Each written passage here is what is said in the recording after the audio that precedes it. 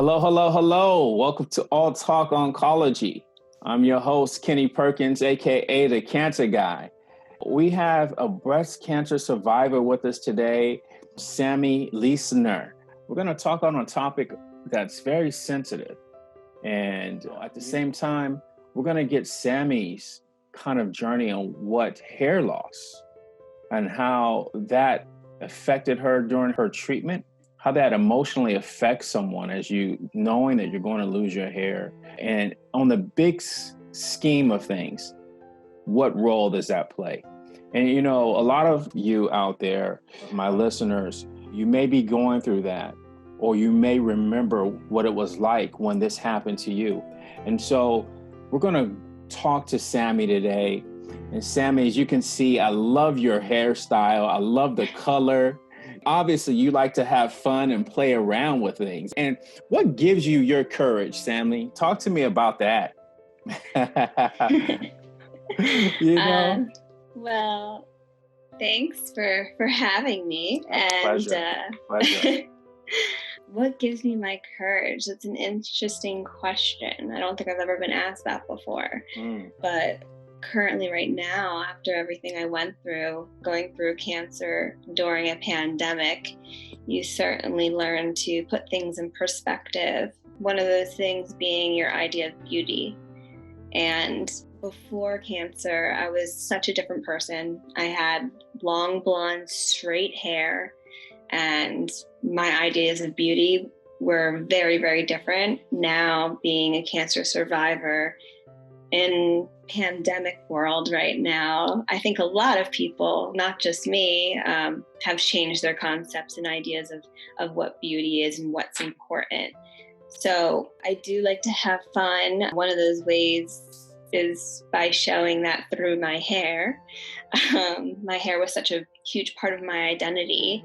And when it came back, I wanted my first haircut to be very symbolic and very important. So I went to the hair salon. I went to the same girl that shaved my head when I got cancer. She cut my wigs, and then coming back to her for my first haircut was kind of almost like a rebirth of the new me and a nice little closing on my breast cancer chapter. Sure. Being diagnosed with cancer is already overwhelming. You get hit with this news, and then from that point on, it's a series of events. So when you get to the point where what's going to happen and kind of digesting that a little bit, what's your thought when they start discussing what's going to happen with some of the side effects and hair being one of them? So when I was first diagnosed, it was a year ago. It was July 8th, 2019. Happy anniversary. Oh, thank you. Yeah. It was a week after my wedding. Wow. I had found the lump before the wedding, but didn't want to deal with it until afterwards because I didn't want it to affect my wedding. So when I found the lump and did the biopsy and it came back as cancer, my idea of what cancer was very different. You know, my thought process was, oh, they're just going to cut it out and then I'll be on my merry way.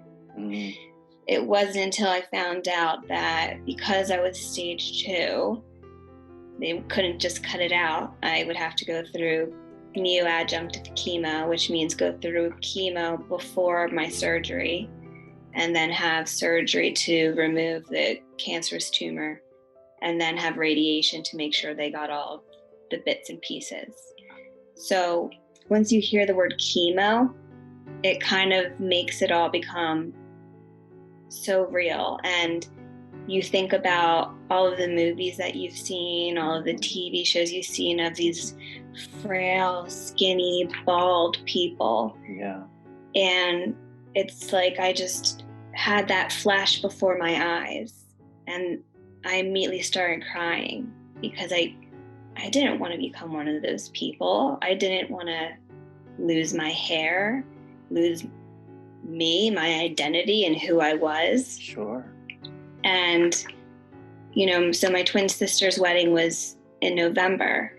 And that was another thought that popped in my head is, I'm going to be bald for my twin sister's wedding? Like, oh my God. And I know it sounds so vain, but as a woman, and especially my twin sister's wedding, those pictures last forever. Yeah. Like, did I want to go back and look at those pictures and remember, did I want to equate a horrible time in my life with one of her happiest times in her life? So it was very traumatic, just the idea of losing your hair. Yeah. Having beautiful long blonde hair, I would spend hours just curling it, styling it, braiding it, dyeing it. It was part of my identity. It was my sexiness, my femininity, my womanhood. Yeah. And the thought of losing that was devastating to me. Oh, goodness. I can only imagine trying to take all of that in and to throw in on top of that, you're newlywed. It's like, oh my goodness, are you serious right now? And you're trying to swallow all of that, and it's just coming at you at a rapid pace. And then your sister's wedding. So yeah, I definitely hear, I can only imagine. And so being that treatments needed to get started and these things, how do you prepare yourself for that? I mean, so many people are getting diagnosed, and this is part of that process. How does she prepare for that? How does she get the courage to go forward? It wasn't easy. In this particular case, I was very, very thankful for my husband. We were newlyweds, and most couples have that luxury of time figuring out how to navigate things as a couple. And we didn't have that. We had just gotten married a week before. And so we were thrust into this cancer world. And all of a sudden he was my caretaker and I was a cancer patient. And my very first thought was, I don't want you to find me unattractive and leave me. Yeah. I don't want you to see me as a patient and not your wife. And he was amazing. He's like, I could never see you that way. You're beautiful. I don't care what happens to you. I love you no matter what. And, just hearing him repeat those words over and over again is what I needed. It gave me the courage. And I swear, if he didn't drag me to my chemo treatments, I wouldn't have gone. I did not want to go. Yeah. The first night before my first chemo treatment, and now I've suffered from anxiety and depression before my cancer. So I had so much anxiety, I made myself sick. I was throwing up all night before my chemo because I didn't know what to expect. I didn't have anybody to talk to. I didn't know anybody my age that was going through what I was going through. And I was scared of the unknown, scared because I didn't know what to expect, scared because I didn't know how to prepare myself. So when you say, Sammie, how did you prepare? I didn't, because I didn't know how. I didn't have anyone to prepare me and tell me what was to come and what was going to happen.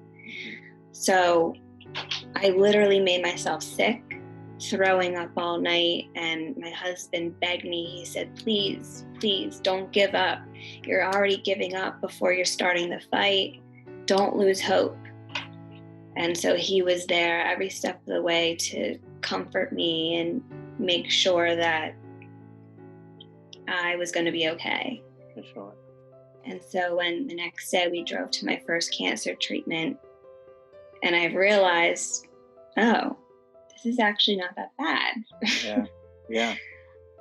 Once I figured out, what it was all about and what was expected, then I was able to kind of relax and just acknowledge what was happening, giving in to what was happening, and realizing it was not in my control.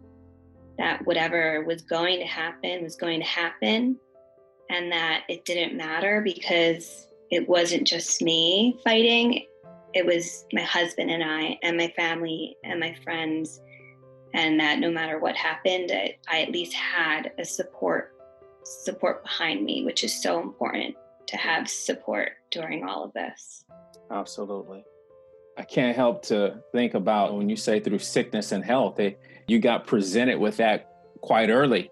And the beautiful part, Sam, is you get to really see the people who really attach to who you are and on your soul on the inside. And I know this discussion we're talking here, but it's all of it, right? You go through something as traumatic as that, and as human beings, we can't help but to think that the things that do affect us. And so hair being one of them. But what you were able to see and discover, and correct me if I'm wrong, you got to see your family and your husband who love you the most come in and embrace you and get you through just a horrific time. Is that fair to say? Absolutely. I mean, I even called it a chemocation because What is a chemocation? A chemocation is when you take off work. So in this case, I was granted medical leave. I was a teacher, and my family and I didn't think it was smart and this is pre-COVID. So we didn't think it was smart that I would be around a bunch of little children with a compromised immune system, because chemo compromises your immune system and, attacks basically your good cells and your bad cells. Sure. So being on medical leave, I wasn't working, and my husband was, my husband and family were pretty much taking care of everything. So I didn't have to do anything but just focus on, my treatment. Yeah. So I got my chemo cocktail, through my port, and I just relaxed and had a chemocation. I love it. I love your mindset, Sammie. You took a situation and you made the best out of that, and we talk about resilience, and what that is the ability to bounce back, and for you to come in and go, no, I'm going to have a chemocation, and being able to make fun of, if I can say, to make light of the situation as you're going through something very traumatic. And so talk to me. You talked a little bit about what happened when you went to your stylist. Mm-hmm. She styled your wigs. How was it through that first time of actually, your beautiful blonde hair, I could see you whipping that thing back and forth, right?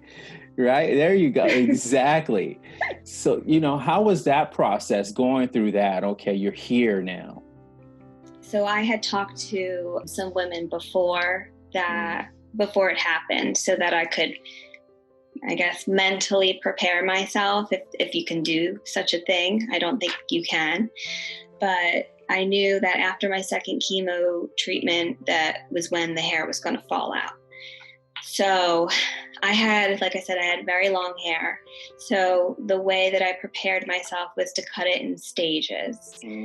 And every couple days I'd cut it a little bit more and a little bit more, because I wasn't ready. Sure. And any cancer patient that you meet will tell you that the thought of control is so important, because so many things are not in your control, that you cling to anything that is in your control. And so for me, again, that was my hair. I'm like, I knew I was going to lose it, but I was going to lose it on my terms, when I wanted. So for me, that was a way for me to take back the control that I felt like I lost with the cancer. So my chemos were on Monday. My infusions were on Monday. So 2 days later, I woke up and my hair was like this weird texture. Like it was like matted and like I've never felt anything like it before, because my hair used to be like so soft and I couldn't get a brush through it. And I was like, oh my gosh, this is it. My first thought was, I'm going to clog my drain in my bathroom. Oh my gosh, I can't do that. It's like, I don't want to clog my drain. That was my first thought. Oh my goodness. I was like, just picking out my hair. That sounds terrible. So I call my mom at like 8 a.m. I'm like, Mom, come on, we're cutting the hair. And she's like, okay. So she drove me to the hair cutter right across the street, and we met. And I felt like it was just, when things just align and you meet people for a certain reason. So it just so happened that this woman, her mother was a breast cancer survivor. Oh my goodness. And she cut her mom's hair and used to style her mom's wigs. Wow. So I felt like wow. I was meant to be there. Sure. And my mom, of course, was there, and I wasn't fully ready to cut it all. So as she washed it, it was matted and tangled, and the more she yanked, the more hair came out. And I had this huge knot here, and she tried to get it out, and I was like, just cut it off. Just cut it off. So she cut it off, and there was a giant bald spot right here. So lucky for me, she left like just a little bit of hair to cover it. And so this side was shaved and this side had hair. And I was feeling good because I wasn't fully ready for the whole buzz. Sure. So I left feeling good. No hair was clogged in my drain. 2 days later, I go to my husband. I say, it's time. You need to shave it. What happened? What happened in the 2 days that made the changed? So one thing they don't talk about is that it actually hurts when your hair falls out. The follicles, they become so sensitive, and like your scalp hurts so badly. I remember I was like take a bath and just rub my head so hard to try to like move it along and get my hair to come out because it hurt that badly. Yeah. And then when I was eating, this was my breaking point. You get tired of seeing clumps of hair everywhere. My breaking point was I was eating some soup, and I leaned over and a clump of hair fell in my soup. Oh. And I was like, that's it. Done. It's gotta go. I'm done. I'm done. It's gotta go. So I went to my husband. I said, we're shaving my head. And it's funny because I never stopped and thought about what he was thinking or what that would do to him, to have him shave his wife's head.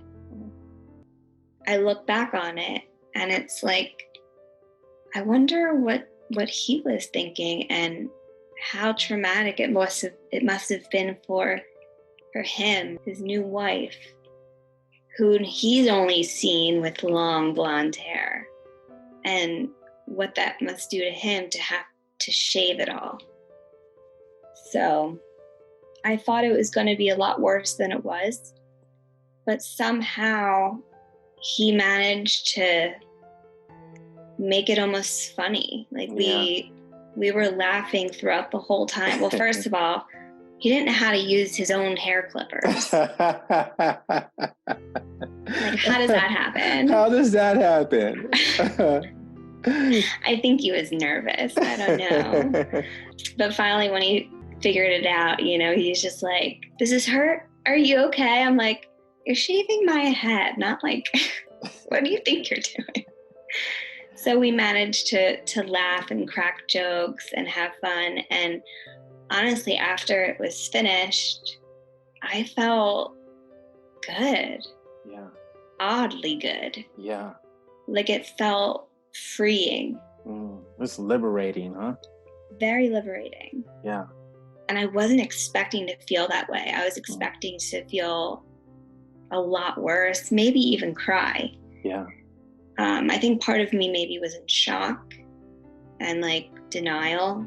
I feel like shock and denial play a huge role especially in the beginning of a cancer diagnosis. You know, you're kind of caught in this fight or flight mode, and you're in this whole survival mode. So you don't really have the time to stop and think, oh, I'm shaving my head because chemo is killing cells in my body and causing my hair to fall out. Like, you don't stop and think about everything that's really happening to you. Sure. So it seems to be happening so fast, huh? It does. Yeah. Everything did. It was like a hurricane. Mm-hmm. You know, especially in the beginning, you, as the patient, you just hear wah, wah, wah, wah, wah, because you're just trying to comprehend what exactly is happening to you. And it isn't until after you're not surrounded by doctors, you're not surrounded by friends, you're not surrounded by family, you're by yourself, especially you're in the shower where you're used to using a certain amount of shampoo. And then by habit, you squeeze that amount of shampoo and you look at it and you're like, no, I don't need that much anymore. Wow. And then you're rubbing your bald head and like, wow, yeah, I don't have hair. Yeah. And so showering, I would say, was the worst part for me. Yeah. I mean, showering is when I found the lump. Every time I showered was a daily reminder of what was lost, what I found. So yeah, showering was probably the hardest part. Yeah. You know, Sam, I'm not sure if this happens for you, but they say, you know, that alone time in the showers, there's a lot of grieving in there. It's a lot of, you know, because it's that time with yourself alone and thinking, and a lot of tears are shed in there. Was that the case with you, would you say? Absolutely. Especially because, you know, everyone around you is trying to be positive and you're trying to be positive. And it's like I wouldn't say like you are putting on an act, but, you know, you're definitely trying harder when you're around people to be well, to look well, because you don't want to make anyone uncomfortable. You certainly don't want to make anyone feel worse than they already feel. And so the fake it till you make it type thing and putting on a brave face, all of those cliches really do fall into factor here, because you want to protect your loved ones and you just don't want to make it worse. So oftentimes I found that, again, I say put on a show, but I really truly did have a positive mindset, and I was really positive most of the time. But having that level of positivity all of the time does take its toll, and it can get tiring. For sure. So it wasn't until I was in the shower where, I mean, and you know, in a biblical stance, the concept of water is almost like a rebirth. Yeah. And every time I showered, it was like changing. With every shower, it was like a metamorphosis of me grieving who I was to sort of make room for who I was becoming. It's the new Sammie's on her way. Exactly. Yeah. That alone time, that shower time was very hard and reflective and powerful. Sure. But even looking back on it, it's what I needed. I had to have some kind of outlet, somewhere, some safe space I could go to where I could break down. And, you know, you love your family. Like, you don't want to unload on them and make it feel worse. So between the shower and then my cancer coach, those were the only safe places I had to truly, truly say what was on my mind, express what I was really thinking. Be completely naked, huh? Be completely naked, completely transparent and vulnerable. Yeah. The more that people would say, oh, you're so brave, you're so strong, the more I would try to prove them that I was. Yeah. And crying and breaking down, that's not strong. But acting like everything's great and, putting on a wig and putting on makeup and hearing the words, "Oh, you don't look sick." It was like a double-edged sword, because on one hand, that was the goal, right? You didn't want to look sick. But on the other hand, it was like, but I am sick. So what are you saying? Like, are you saying that I don't look sick, so I must not really be sick? So it was certain comments like that really, was jarring. It really kind of got to me. Plays with you a little bit, huh? It does. It absolutely does. Especially like having a twin sister. Seeing her healthy and with her long blonde hair was almost a reminder of, what I had lost. Yeah. It's like seeing yourself. Yeah. Yeah. And it's so unique too, Sammie. I mean, to have a twin sister too, and to what a comparison, because people don't necessarily have that, but yet you had this reflection of you, and, to look at who you have become at that point, listening, you're in the shower and you're putting in so much shampoo and getting through that point. And then talk about a little bit what happens now as the hair starts to come back. That's a little different. A lot of people say when hair comes back, Sammie, it's sometimes a different texture than what it was before. Did you experience that same type of comeback of hair follicles? Absolutely. I was very curious as to how it would come back, because you do hear that. One of the main comments that people would make to me was like, "Oh, but your hair's going to grow back so much more healthier and fuller. Like, people are going to be jealous." And I'm like, "Oh yeah, jealous of breast cancer? Sure. But as it started to come back, at first I felt like a fuzzy little chicken, because it was just like little patches of like peach fuzz. And it felt like a newborn baby, like getting some little hairs back. And, the more it came back in, the more I started getting excited and feeling better. And then as it got longer, it started getting curlier. And I had never had curly hair before. It was always straight. And it got to the point where it was so curly, I had it went out to the sides. And it was like a curly fro. Like a little afro. Like a little afro, yes. I love it. And I was like, oh my gosh, I don't even know what to do with this. I don't know how. I don't have hair products for this. No, I definitely did not have hair products for it. Right. Oh my gosh. I was just happy it came back at all, right? Sure. In some circumstances, and I didn't know this, but sometimes it doesn't. Or sometimes women struggle to have their hair come back, or it comes back thinner. So in my case, I am so lucky that it came back, at all. And it came back with the texture and the volume that it did, because it is thicker. And I love what you've done with it there. You got the curls there, and you got a little color to it. I love the way you style it. Thank you. Yes. Well, so I wanted my first haircut to be really symbolic.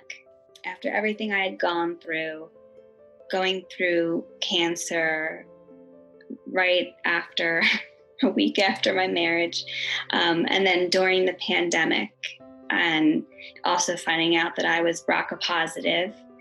And so I will actually be getting an ovarectomy in September. After all that I've been through and all of the setbacks and all of the obstacles and all of the little pieces of myself that I spent so much time building back together, I really wanted my first haircut to be special. I was looking at pictures and I was like, what symbolizes a warrior? Like, what's a badass haircut? What does a warrior's haircut look like? Yeah.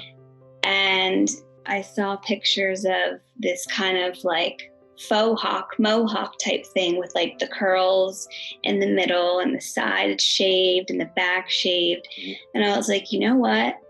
That's fearless. That's a warrior. That's what I want. And obviously the pink is for breast cancer. Oh, that's awesome.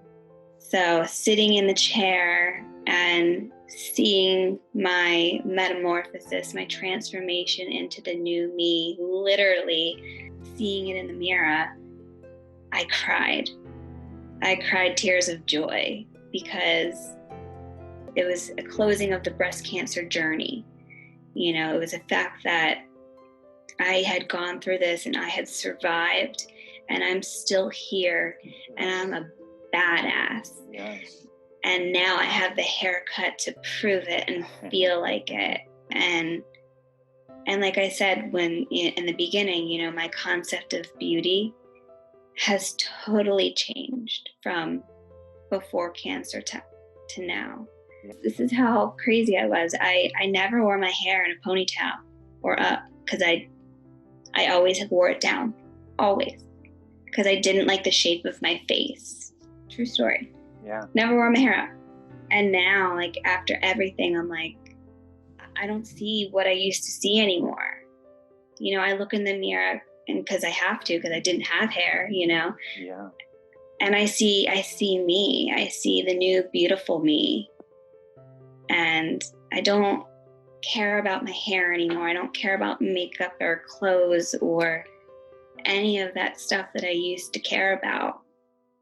Because at the end of the day, none of it matters. Yeah.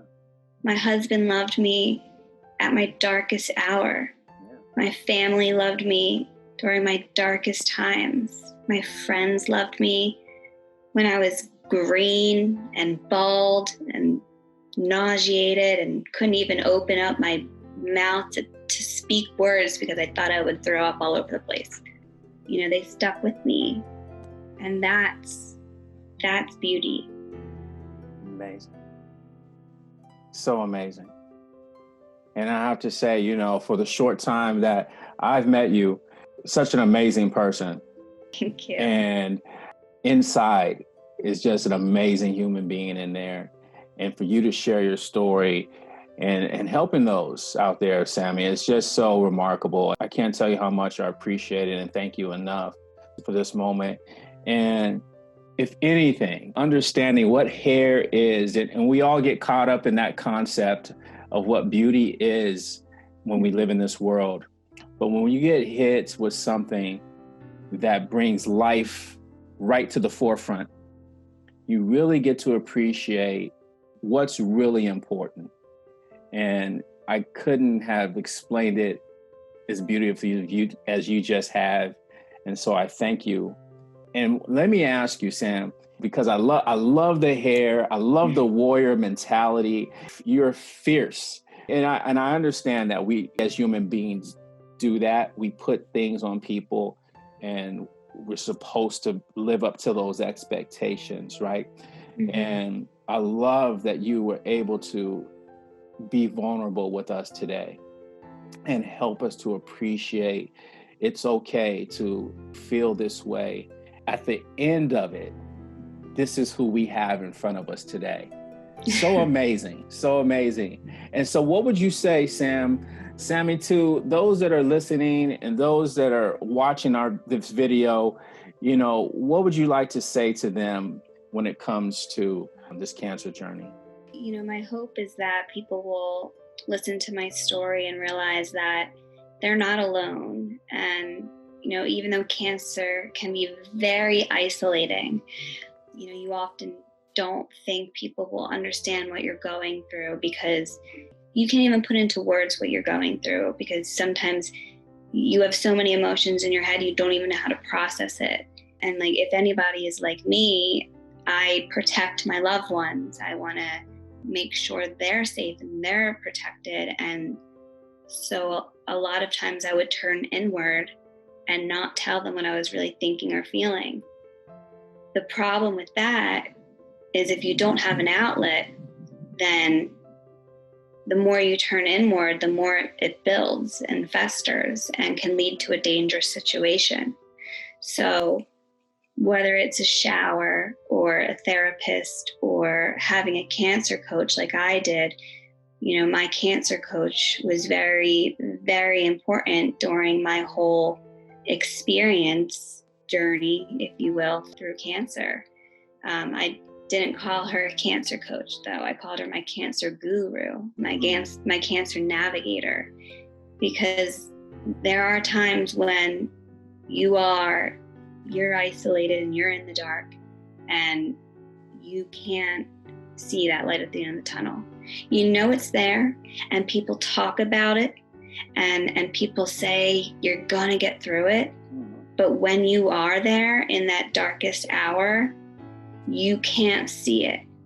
And so it's so important that you have someone, whether it be someone you can confide in, a mental health specialist, a cancer coach. It's so important to have that person that can see that you're struggling and guide you out of that darkness. And that's why I'm so grateful for my cancer coach, because that's exactly what she did. She gave me a safe place to be vulnerable, just like you are now. And not only did she give me a safe place, but she sat in that vulnerability with me. She sat in the darkness with me and validated my feelings. And then she said, okay, take my hand, let's go. I'll show you how to get to the light at the end of the tunnel. Yeah. And I needed that.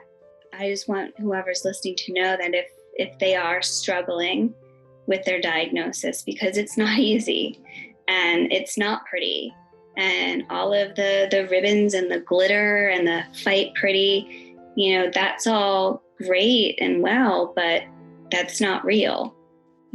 Cancer it's scary. It's not pretty. It hurts. It hurts everybody that's affected by it. It's so important that you don't go through it alone, that you confide in someone and have a support system, because those are the success cases. Those are the people that can come out of the cancer diagnosis, cancer-free, and transform into something even more beautiful than when they were before. Awesome. And wigs help as well. And we're going to be tackling that on another show. And fun. Yeah, absolutely. And it's going to be fun. But I tell you what, Sammie, I thank you so much for this. And anyone that's listening that may be going through something similar, being diagnosed or going through this cancer journey, please reach out to me. You can put your information in at cancer-guide.com. You can go into All Talk Oncology, type that in and Google that. My information should pop up. Look me up, find out what it is that you may need. Let me know what you may need, what it is that you may be going through. We're here to help you. You're not alone. We're in this together. And Sammie, thank you. We appreciate you. This is Kenny Perkins, AKA the Cancer Guy. And until again, we're out.